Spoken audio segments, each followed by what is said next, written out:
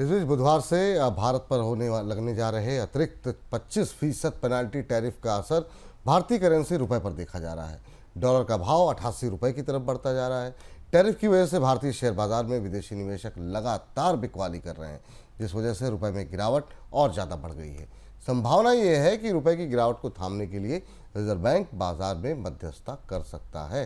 Sir, ये बढ़े हुए टैरिफ का सबसे बड़ा और तुरंत पड़ने वाला असर क्या देख रहे हैं आप? कि विपुल जी, बोनस पॉइंट के दर्शकों को पता है कि जिस दिन से टैरिफ की बात हुई, हमने इसको एक एक टुकड़े में, एक एक हिस्से में आपको खोलकर बताया। और हमने ये भी बताया कि डोनाल्ड ट्रंप इन टैरिफ को क्यों लगाए रखेंगे, नहीं हटाएंगे। और ये बात अब आपके सामने आ रही। तो जो तात्कालिक असर है, बहुत सारे बड़े व्यापक असर है दूरगामी, हम उन्हें तात्कालिक असरों को समझने की कोशिश करते हैं। पर उससे पहले इसके पीछे की राजनीति देखें। डोनाल्ड ट्रंप ने रूस और यूक्रेन के युद्ध को थमने को भारत पे टैरिफ से जोड़ दिया है। यानी जब तक वहां तोपें गरजना बंद नहीं होंगी, ड्रोन और मिसाइलों के हमले बंद नहीं होंगे, तब तक भारत से टैरिफ नहीं हटाया जाएगा। और भारतीय बाजारों को लग रहा था कि तात्कालिक है, ट्रंप मान जाएंगे, जैसे वो वोलेटाइल ढंग से काम करते हैं, इसे वापस ले लेंगे। वैसा नहीं हुआ। कल सरकार की तरफ से, अमेरिकी सरकार की तरफ से आदेश जारी हो गया। तो ये वास्तविकता स्वीकार कर की जा रही है अब बाजार में और सब जगह कि ये टैरिफ लंबे समय तक रहेंगे, क्योंकि दोनों देशों के बीच कोई वार्ताएं भी नहीं हो रही।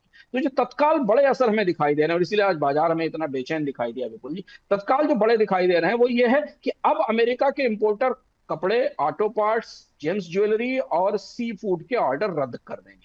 क्योंकि जो आखिरी उम्मीद थी कि शायद ये टैरिफ ना लगे या ट्रंप मान जाए, वो नहीं होता।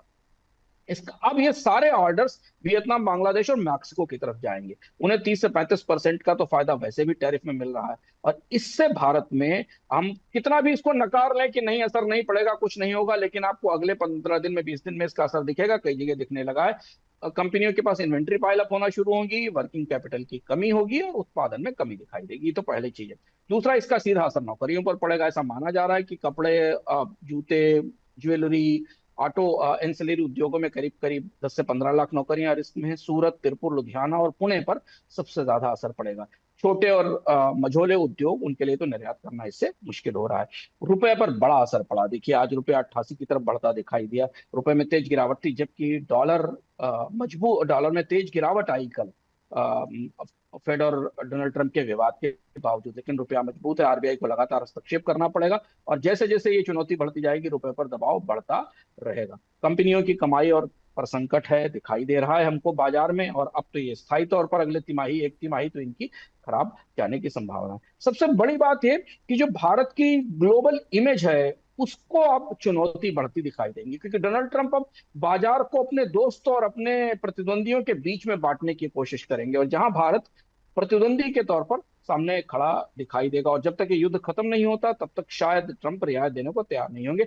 जीडीपी पे भी असर अब दिखेगा। 12 से 18 महीनों में करीब भारत की जीडीपी में, जैसा हम बराबर कहते रहे हैं कि करीब करीब 0.2 से लेके 1% तक की कमी आ सकती है, और विकास दर अब 6.5% से नीचे जा सकती है। तो ये सब वास्तविकताएं हैं, जिन वास्तविकताओं को अब बाजारों ने स्वीकार करना शुरू किया। लेकिन सर, ये मुझे एक चीज़ आपसे समझनी है कि मतलब ऐसी हड़बड़ाहट क्या थी जब तारीख पहले से तय थी, तो उस डेडलाइन से पहले जो है टैरिफ लगाने के पीछे क्या वजह?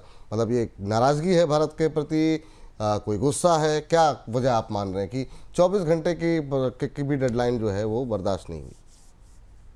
नहीं, लेकिन देखिए, डोनाल्ड ट्रंप इसकी घोषणा पहले से कर चुके थे। बाजारों की प्रतिक्रिया, बाजारों को ये लग रहा था कि शायद लास्ट मोमेंट तक कोई बात बन जाएगी।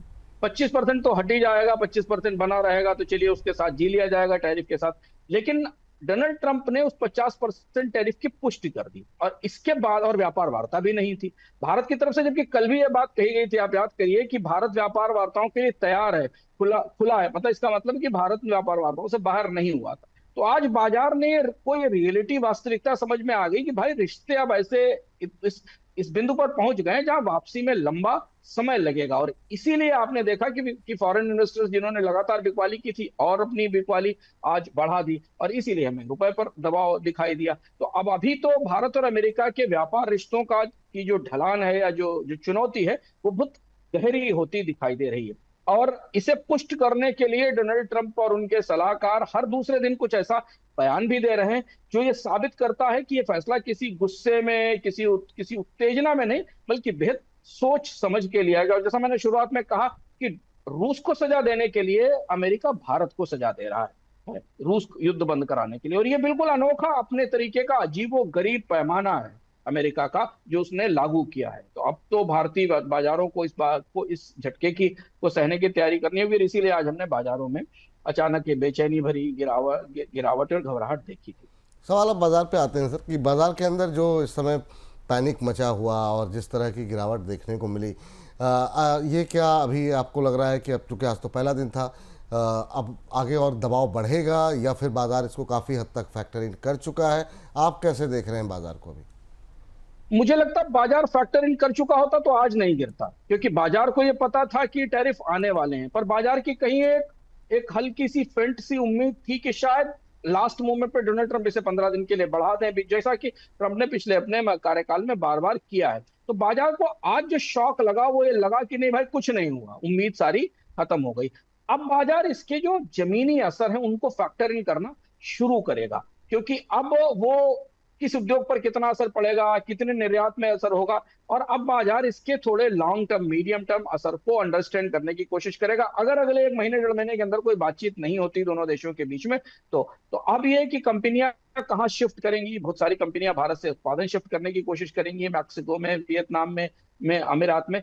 इसे समझने की कोशिश करेंगे। दूसरा, विदेशी निवेशक जो लगातार भारतीय बाजार में बिकवाली कर रहे थे, वो अब और ज्यादा एग्रेसिव होकर बाजार में बिकवाली करने की कोशिश करेंगे। तो बाजार को ने के लिए अप्रत्याशित तो नहीं था, लेकिन बाजार को इतनी उम्मीद जरूर थी कि शायद चीजें कुछ बात बन जाएगी, पर बनी नहीं है। तो अब डर और अनिश्चितता ज्यादा है, खासतौर से जो अमेरिका को एक्सपोर्ट करने वाले देश है। दूसरा, एक और बड़ी बात जो अंदर खाने मेरी यहाँ लोगों से बात हो रही थी, वो भी है कि डोनाल्ड ट्रंप यहाँ रुकेंगे नहीं। शायद हो सकता है वो कुछ और टैरिफ भी लाने की कोशिश करें, सेमीकंडक्टर से जुड़े हुए, फार्मास्यूटिकल से जुड़े हुए, क्योंकि वो अब इस पूरी तैयारी में है कि वो भारत को लगातार निशाना बनाते रहेंगे। डर ये है कि अगर यूरोपियन यूनियन भी रूस वाले मामले में शामिल होता है और सख्ती बढ़ाता है, तो फिर चुनौती भारत के लिए थोड़ी ज्यादा बढ़ेगी।